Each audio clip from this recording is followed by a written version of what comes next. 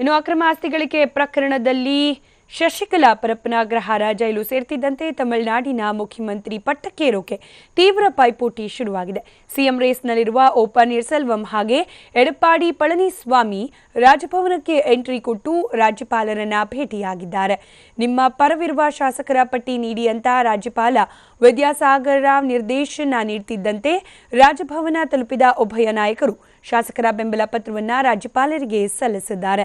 10 ಜನರ ತಂಡದ ಜೊತೆಗೆ ರಾಜಭವನಕ್ಕೆ ತೆರಳಿದ ಶಶಿಕಲಾ ಬಣದ ಸಿಎಂ ಅಭ್ಯರ್ಥಿ ಪಳನಿಸ್ವಾಮಿ, ನನಗೆ ಎಐಎಡಿಎಂಕೆಯ 125 ಶಾಸಕರ ಬೆಂಬಲ ಇದೆ, ಸರ್ಕಾರ ರಚನೆಗೆ ಅವಕಾಶ ನೀಡಿ ಅಂತ ರಾಜ್ಯಪಾಲರ ಬಳಿ ಹಕ್ಕು ಮಂಡನೆ ಮಾಡಿದ್ದಾರೆ. ಅಲ್ಲದೆ ಇದಕ್ಕೆ ಪೂರಕ ದಾಖಲೆಗಳನ್ನು ಕೂಡ ಪಳನಿಸ್ವಾಮಿ ರಾಜ್ಯಪಾಲರಿಗೆ ಒದಗಿಸಿದ್ದಾರೆ. ಇನ್ನು ಪನ್ನೀರ್ಸೆಲ್ವಂ ಕೂಡ ಗವರ್ನರ್ ವಿದ್ಯಾಸಾಗರ್ ರಾವ್ರನ್ನ ಭೇಟಿ ಮಾಡಿದ್ದು ರಾಜ್ಯಪಾಲರ ಜೊತೆ ಗಹನವಾದ ಚರ್ಚೆ ನಡೆಸಿದ್ದಾರೆ. ಕೆಲ ಒತ್ತಡದಿಂದಾಗಿ ನಾನು ಸಿಎಂ ಸ್ಥಾನಕ್ಕೆ ರಾಜೀನಾಮೆ ಕೊಡುವ ಪ್ರಸಂಗ ಎದುರಾಯಿತು, ಹೀಗಾಗಿ ರಾಜೀನಾಮೆ ವಾಪಸ್ ಪಡಿಬೇಕು ಅಂತ ಸೆಲ್ವಂ ರಾಜ್ಯಪಾಲರ ಹತ್ತಿರ ಗೋಗರೆದಿದ್ದಾರೆ. ಇಬ್ಬರಿಗೂ ಯಾವುದೇ ಭರವಸೆ ನೀಡದ ರಾಜ್ಯಪಾಲರು ಹಾಗೆ ವಾಪಸ್ ಕಳಿಸಿದ್ದಾರೆ.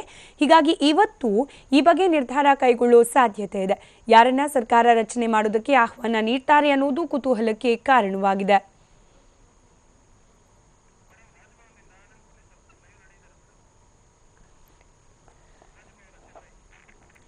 ಈಗ ಇಡೀ ತಮಿಳುನಾಡಿನ ರಾಜಕೀಯದ ಬೆಳವಣಿಗೆಗಳು ಶಿಫ್ಟ್ ಆಗಿರೋದು ತಮಿಳುನಾಡಿನ ರಾಜಭವನಕ್ಕೆ ರಾಜ್ಯಪಾಲರು ಯಾವ ರೀತಿಯ ನಿರ್ಧಾರವನ್ನು ಕೈಗೊಳ್ತಾರೆ ಅನ್ನೋ ಕುತೂಹಲ ಎಲ್ಲರಲ್ಲೂ ಕೂಡ ಮನೆ ಮಾಡಿದೆ. ಈ ಬಗ್ಗೆ ಮತ್ತಷ್ಟು ಅಪ್ಡೇಟ್ಸ್ಗಳನ್ನು ಕೊಡಲಿಕ್ಕೆ ತಮಿಳುನಾಡಿನ ರಾಜಭವನದ ಬಳಿಯಿಂದಲೇ ನೇರ ಸಂಪರ್ಕದಲ್ಲಿ ಜಾಯ್ನ್ ಆಗ್ತಿದ್ದಾರೆ ನಮ್ಮ ಪ್ರತಿನಿಧಿ ಆನಂದ್ ಬುರ್ಲಿ. ಆನಂದ್, ಇದೀಗ ಚೆಂಡು ರಾಜ್ಯಪಾಲರ ಅಂಗಳದಲ್ಲಿ ಇರೋದು, ಸೊ ಏನಾಗಬಹುದು ಅನ್ನೋ ನಿರೀಕ್ಷೆ ಇದೆ.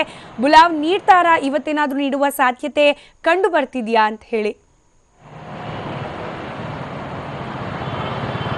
ಸ್ಮಿತಾ, ಏನು ಅಂದ್ರೆ ಕಳೆದ 10 ದಿನಗಳಿಂದ ನಡೀತಾ ಇರುವಂತಹ ತಮಿಳುನಾಡಿನ ರಾಜಕೀಯದ ಹೈಡ್ರಾಮಾಕ್ಕೆ ಇವತ್ತು ತೆರೆ ಬೀಳುವಂತ ಸಾಧ್ಯತೆ ಎದ್ದು ಕಾಣ್ತಾ ಇದೆ. ಯಾಕಂದ್ರೆ ನಿನ್ನೆ ನಡೆದಂತಹ ಕ್ಷಿಪ್ರ ರಾಜಕೀಯ ಬೆಳವಣಿಗೆಯಲ್ಲಿ ಎಐಎಡಿಎಂಕೆಯ 2 ಬಣದ ನಾಯಕರು ಅಂದ್ರೆ ಶಶಿಕಲಾ ಬಣದ ಎಡಪ್ಪಾಡಿ ಪಳನಿಸ್ವಾಮಿ ಮತ್ತೆ ಹಂಗಾಮಿ ಸಿಎಂ ಆಗಿ ಕೆಲಸ ನಿರ್ವಹಿಸ್ತಾ ಇರುವಂತಹ ಪನ್ನೀರ್ಸೆಲ್ವಂ ಇಬ್ರು ಕೂಡ ರಾಜ್ಯಪಾಲರನ್ನ ಪ್ರತ್ಯೇಕವಾಗಿ ಭೇಟಿಯಾಗಿ ತಮ್ಮ ಮನವಿಯನ್ನ ರಾಜ್ಯಪಾಲರಿಗೆ ಸಲ್ಲಿಸಿರುವಂತದ್ದು. ಎಡಪ್ಪಾಡಿ ಪಳನಿಸ್ವಾಮಿ 125 ಶಾಸಕರ ಸಹಿ ಇರುವಂತ ಪತ್ರವನ್ನ ಕೊಟ್ಟು ಸರ್ಕಾರ ರಚನೆಗೆ ಆಹ್ವಾನ ನೀಡಿ ಅನ್ನುವಂತ ಮನವಿಯನ್ನ ಮಾಡಿಕೊಂಡ್ರೆ, ಇತ್ತ ಓ ಪನ್ನೀರ್ಸೆಲ್ವಂ ನನ್ನನ್ನ ಬಲವಂತವಾಗಿ ಒತ್ತಡ ಹೇರಿ ರಾಜೀನಾಮೆಯನ್ನ ಪಡೆಯಲಾಗಿದೆ, ಹೀಗಾಗಿ ಸರ್ಕಾರ ರಚನೆಗೆ ನನಗೆ ಅವಕಾಶ ಕೊಡಿ ಎನ್ನುವಂತ ಹಕ್ಕನ್ನ ಒತ್ತಾಯ ಮಾಡಿದ್ದಾರೆ. ಹೀಗಾಗಿ ಇಬ್ಬರು ನಾಯಕರನ್ನ ವಾಪಸ್ ಕಳಿಸಿರುವಂತ ರಾಜ್ಯಪಾಲರು ಇವತ್ತು ನಿರ್ಧಾರ ತೆಗೆದುಕೊಳ್ಳುವಂತಹ ಸಾಧ್ಯತೆ ಇದೆ. ಈಗಾಗಲೇ ಶಶಿಕಲಾ ನಟರಾಜನ್ ಜೈಲಿಗೆ ಹೋದ ನಂತರದಲ್ಲಿ ಈ ಬಗ್ಗೆ ಸಾಕಷ್ಟು ಚರ್ಚೆಗಳು ನಡೀತಾ ಇದ್ವು. ರಾಜ್ಯಪಾಲರು ನಿರ್ಧಾರ ಯಾವಾಗ ಕೈಗೊಳ್ಳುತ್ತಾರೆ ಅನ್ನುವಂಥದ್ದು. ನಿನ್ನೆ ಪ್ರತ್ಯೇಕವಾಗಿ ಇಬ್ಬರು ನಾಯಕರು ಭೇಟಿಯಾಗಿರೋ ಕಾರಣಕ್ಕಾಗಿ ಇವತ್ತು ನಿರ್ಧಾರ ತೆಗೆದುಕೊಳ್ಳುವಂತಹ ಸಾಧ್ಯತೆ ಇದೆ. ಹೀಗಾಗಿ ಇಡೀ ತಮಿಳುನಾಡು ರಾಜಕೀಯ ರಾಜಭವನಕ್ಕೆ ಶಿಫ್ಟ್ ಆಗಿದೆ. ರಾಜ್ಯಪಾಲ ವಿದ್ಯಾಸಾಗರ್ ರಾವ್ ಅವರು ತೆಗೆದುಕೊಳ್ಳುವಂತಹ ನಿರ್ಧಾರದ ಮೇಲೆ ಮುಂದಿನ ರಾಜಕೀಯ ಬೆಳವಣಿಗೆಗಳು ಅವಲಂಬಿತವಾಗಿವೆ. ಸ್ಮಿತಾ, ಧನ್ಯವಾದ ಆನಂದ್ ಮಾಹಿತಿ